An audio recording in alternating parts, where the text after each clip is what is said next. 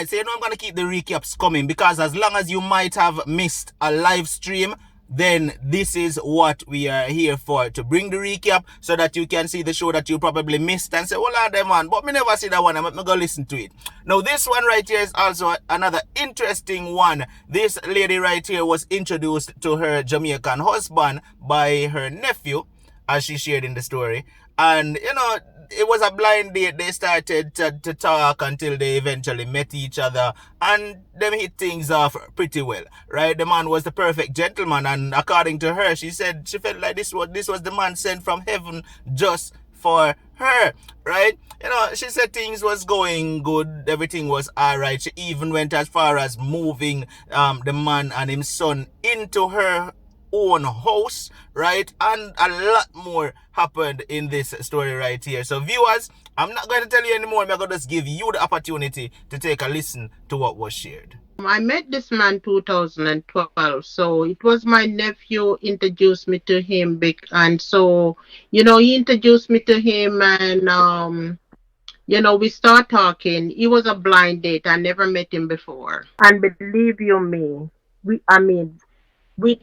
we talk every day. Sometime in the middle of the night, this man would call me because as far as what I see, he was so in love with me.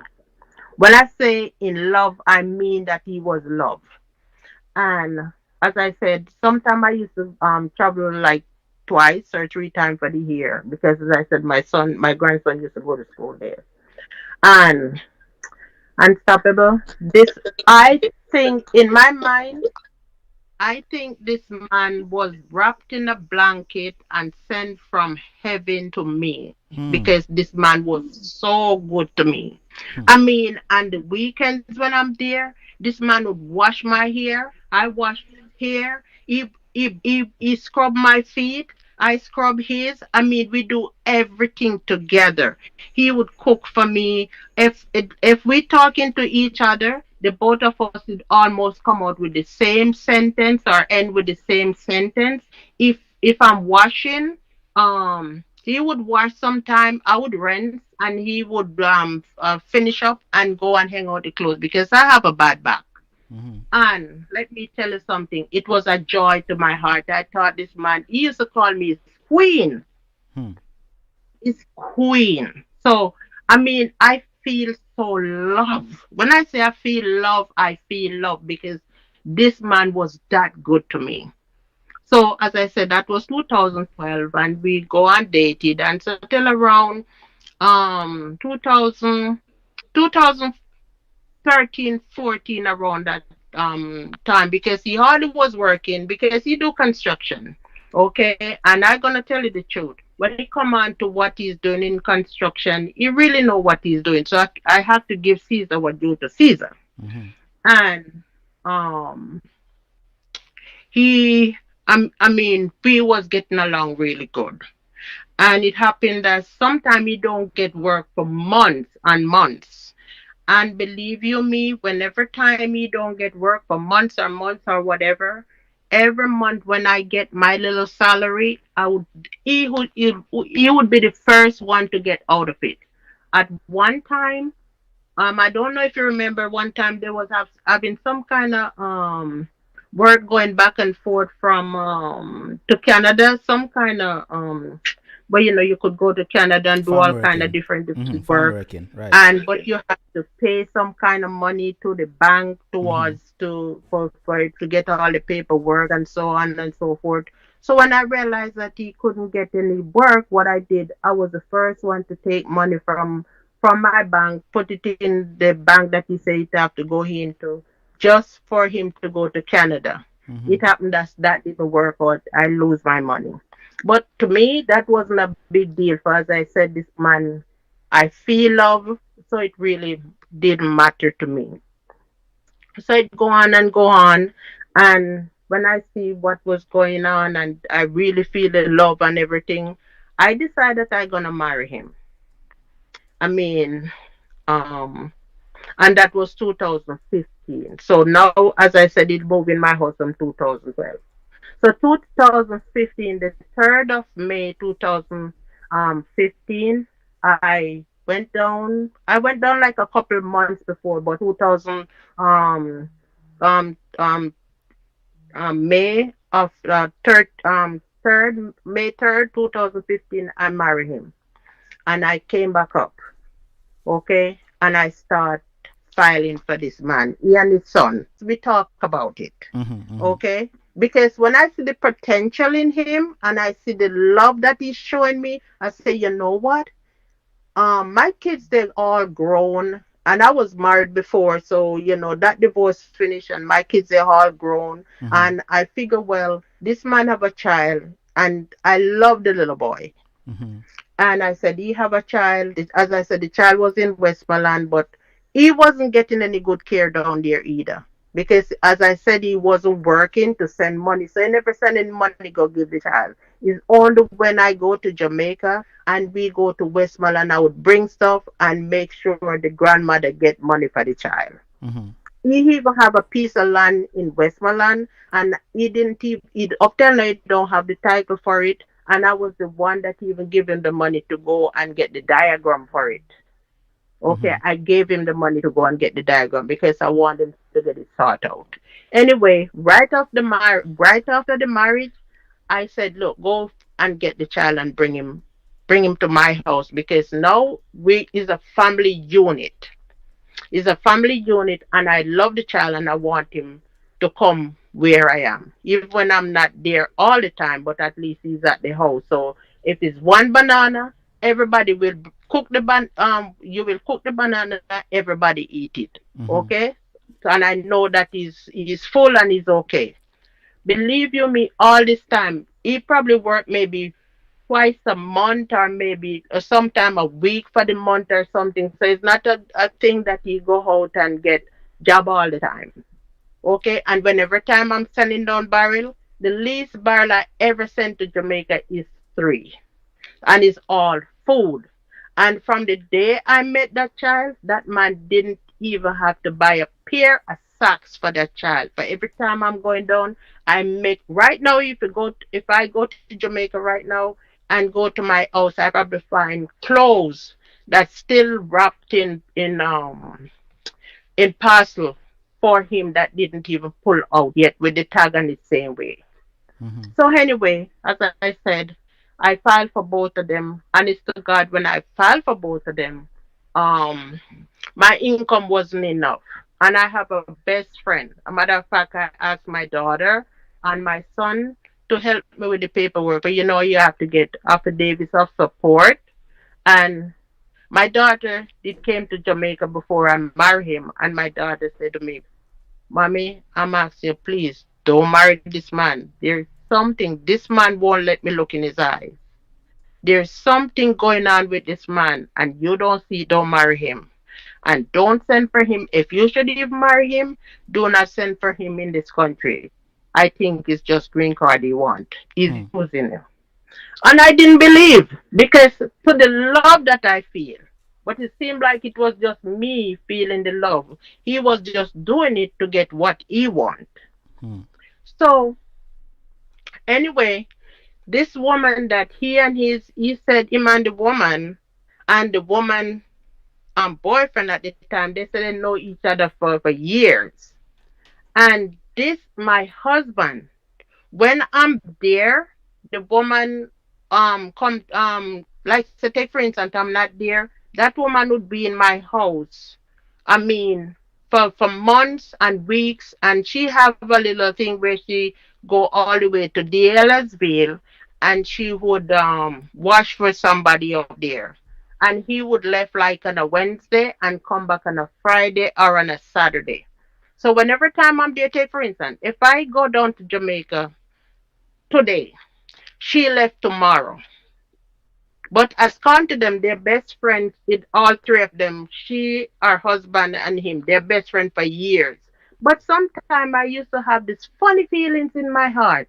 And I said, no, in no way a woman should left their husband or their boyfriend. They didn't marry at the time, because after I married 3 months later, she married to her man.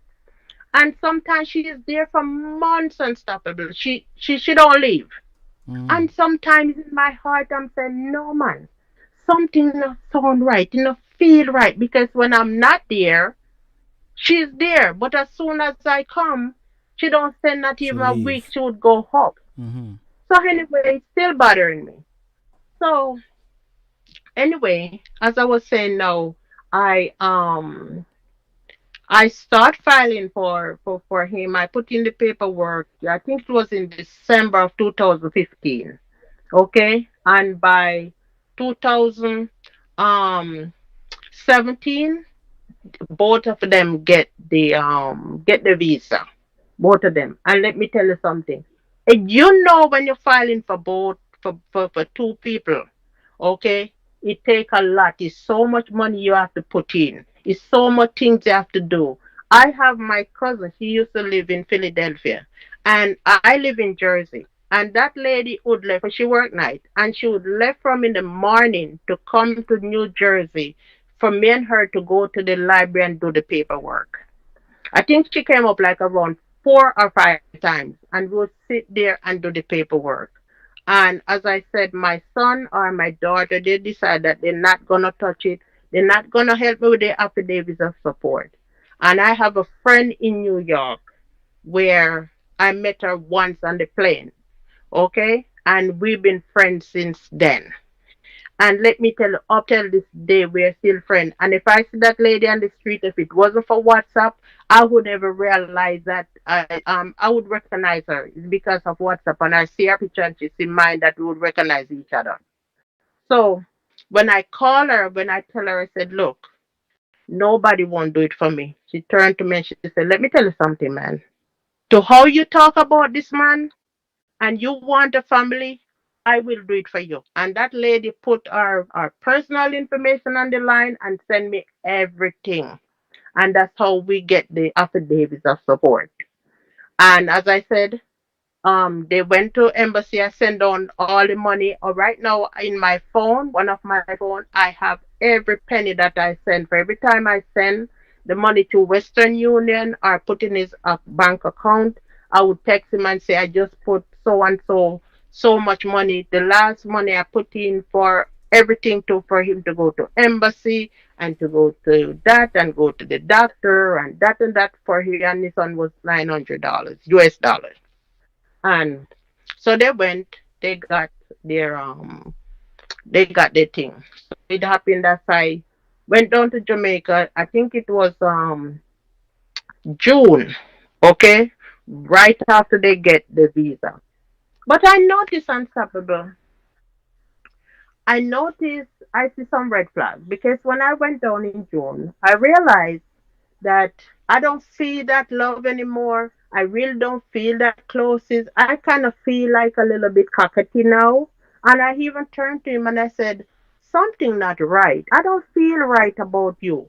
There's something going on. Could you?" And he said, "Let me tell you something. Is nothing going on. Your mind playing a trick on you."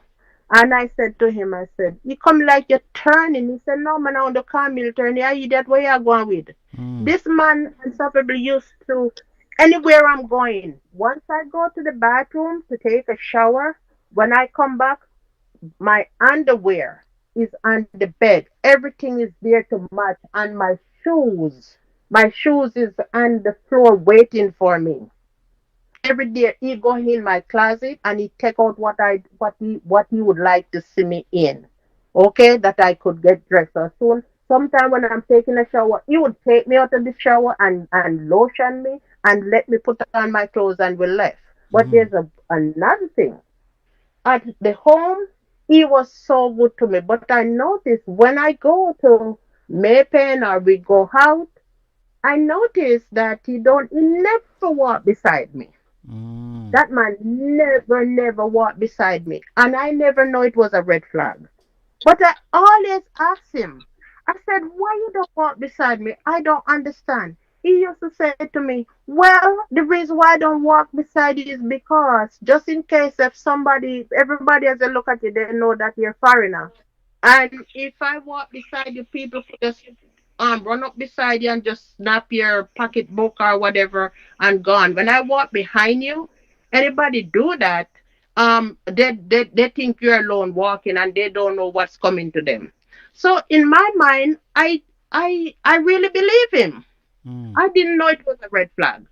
Even when we going somewhere, or he would drop me off, but he never come out and we walk together. He would stand up and watch and see all the people that I'm talking to, but he never want to meet nobody that that I'm talking to. He would just stand up and watch everybody and have on his dark glass. He would never want to for me to introduce no one.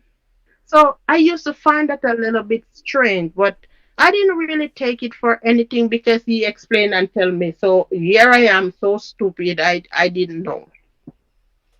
Anyway, um, when a matter of fact, right before I got married, we went to meet his mom. Okay, and let me tell you something. I have to tell you this part.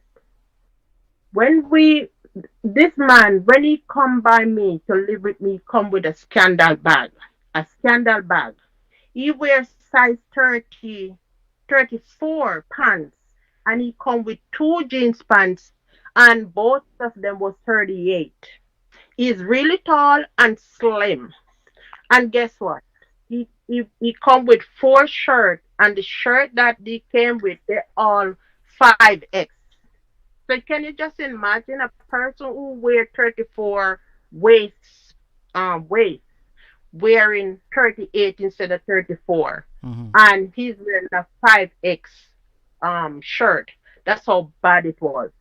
So the first time we were gonna go to Westmoreland, I didn't want to walk with him. I didn't want to go to Westmoreland with him. So what I did, I go to Maypen that early Saturday morning, and I wait for Max's store to open. And I wish people could listen and hear, and I wish he's on the phone because I wonder if he could call in. Anyway, we went to Max's store, and I waited till Max's store opened that Saturday morning, and we went in, and I bought that man two pair of shorts and two shirts and a nice slippers for him to wear. And I have him go in the fitting room and try and one suit of that. And believe you me, I said, please don't take them off. I pull out the tag off for them and go straight to the cashier and pay for them. And he walk out of Max's store with the clothes on. That's how we went to Westmoreland. So I said, look, I'm not gonna be meeting your mom and I look good and you look like this. Mm-hmm. Okay, and you see, from I met that man didn't have to buy not even a pair of socks. His child, as I said, I love that child. And up till this day, for school and school bag and all of that, he never have to buy nothing for any time I'm going down. Everything is packed and everything they get. And they live in my house. All they do was pay the light bill. Nothing else every month. And let me tell you something unstoppable. They came up 2017, the 11th of 2017.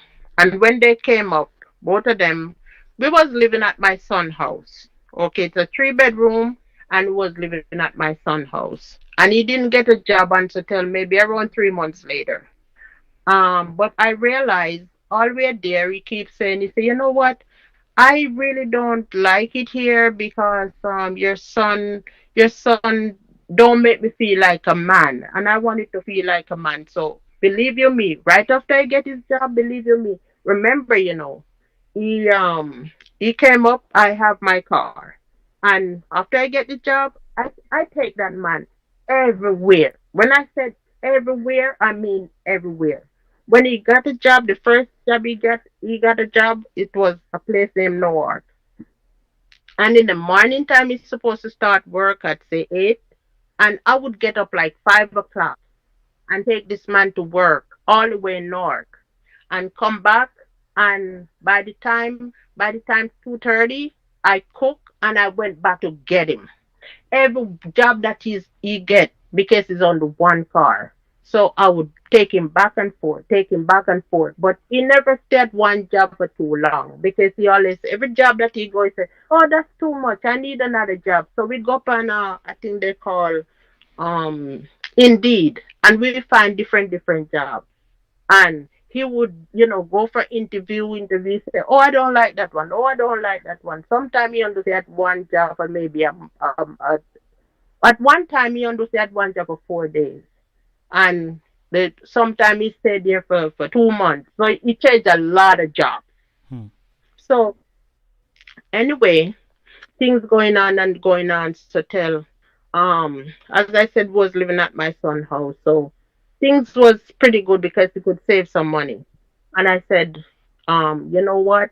He go and he's get his American license. I have his Jamaican license. So I never stop and to tell both of us every time he's going to get his license, I'm right there. He went to the DMV, I think 5 times before he get his license because he didn't understand the computer. And every step of the way, I'm there. Okay? Everything, we're doing it together. And after I get his license, God was so good. We bought a SUV, a used SUV. Then we started to save. I said, look, do we keep complaining? Say, you know what? I don't want to stay at your son. At one time, he almost was in tears. Said, look, I feel like I should go home because I don't feel comfortable here. You know what I did, Unstoppable? I called a realtor, okay? And I said, look, I needed to check me out and see if I could buy a home, a fixer upper, because I know he can do it. I'm not gonna ask. I know he can do it. And the realtor came and she sit down with me and stuff like that, and she called a loan officer.